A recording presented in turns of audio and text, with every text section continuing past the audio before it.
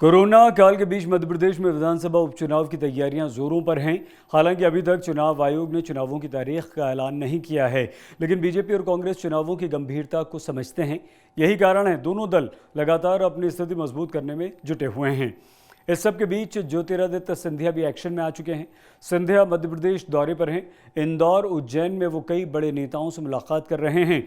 BJP में शामिल होने के बाद पहली बार इतने नेताओं के साथ सिंधिया की ये मुलाकात हो रही है।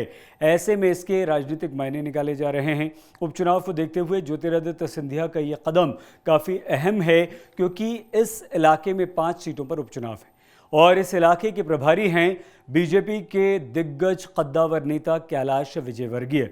सबसे अहम सांवेर की सीट है, जहां से ज्योतिरादित्य सिंधिया के सबसे करीबी, बेहद नज़दीक मंत्री तुलसी सिलावट चुनाव लड़ेंगे। हालांकि ज्योतिरादित्य सिंधिया की कैलाश विजयवर्गीय से मुलाकात का भी कार्यक्रम था, लेकिन कैलाश विजयवर्गीय अभी इंदौर में नहीं हैं, इसलिए सिंधिया कैलाश विजयवर्गीय से नहीं मिल पाए। माना जा रहा है कि ज्योतिरादित्य सिंधिया के साथ बीजेपी आए नेताओं और बीजेपी नेताओं में अभी भी तालमेल बेहतर ढंग से बैठ नहीं पाया है। इन मुलाकात के जरिए सिंधिया खुद ही पहल कर मेल मिलाप बढ़ाने की तैयारी और कोशिश कर रहे हैं। पिछले दौरे के दौरान भी उन्होंने भोपाल में पूर्व मुख्यमंत्री उमा भारती से मुलाकात की थी।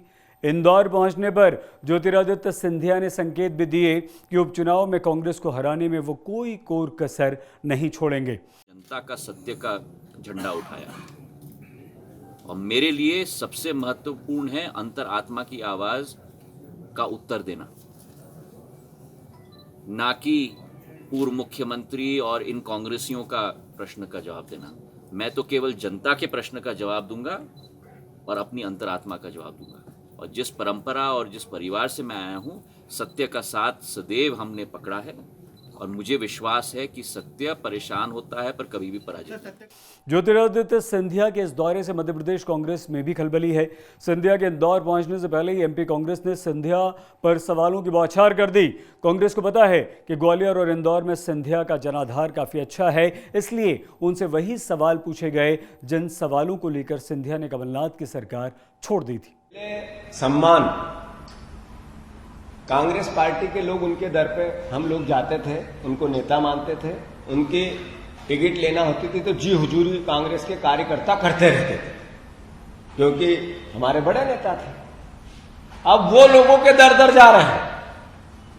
ग्वालियर, उज्जैन, इंदौर, उज्जैन में लोगों के दर दर उनको जाना पड़ रहा है। ये सम्मान की बात थी तो विचार बनता है, प्रश्न उठता है, क्यों दर दर जा रहे हैं? 15% मंत्रिमंडल में जगह संख्या के आधार पर होनी चाहिए। आपने 4 से 5 मंत्री अवैध बना रखे हैं। कोर्ट में इसकी याचिका है। जब कोर्ट में याचिका है तो कोर्ट निर्देशित करने वाले हैं कि 5 मंत्री हटाने पड़ेंगे, अवैध बना दिए तो अपनी पॉलिटिकल मैनेजमेंट के लिए। तो मेरे मंत्री नहीं हटे, मेरे मंत्री नहीं हटे, मेरे मंत्री नहीं, इसके दर, उसके दर, उसके दर दर भटक रहे हैं। जीतू पटवारी ने एक के बाद एक कई सवाल सिंधिया पर दागे।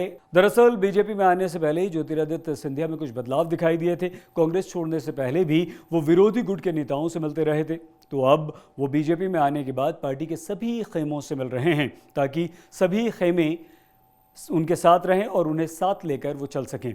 भोपाल के बाद अब इंदौर में भी ज्योतिरादित्य सिंधिया ताई और भाई के खेमों में अपनी पैठ बनाकर अपना कद बीजेपी में और मजबूत करने की जुगत में लगे हैं।